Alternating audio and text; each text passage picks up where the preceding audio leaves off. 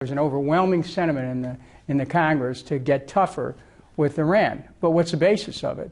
Well, we're being told we shouldn't have any contact with them.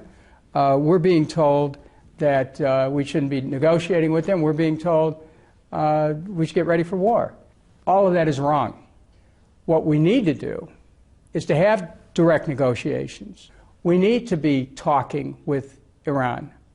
And we need to stop this vainglorious notion that somehow we can settle our differences with Iran through war.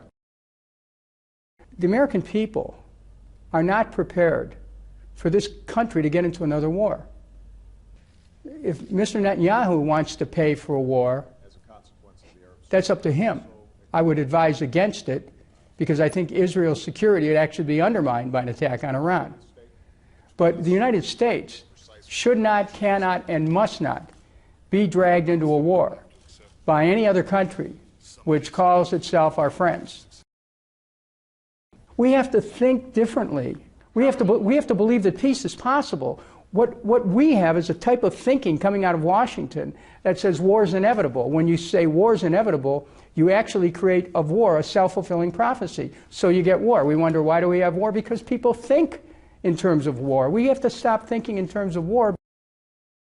The mindset which exists here in Washington is generally one of brinksmanship, going right to the edge, pushing things.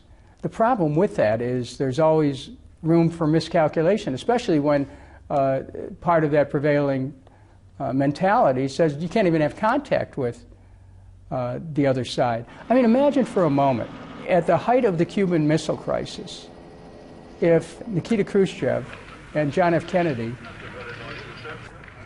were not speaking to each other.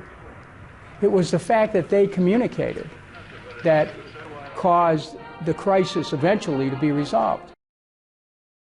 And there are other voices. There are the voices of arms merchants, of war contractors, of people who just make money off of war. They don't care where the war is or who it hurts. They just want to make money, and if they can push the U.S. into spawning another war, they'll do it. Just because you intervene doesn't mean you're going to get the results that you want. Actually, there's almost an ironclad rule that intervention will get the opposite results that you want.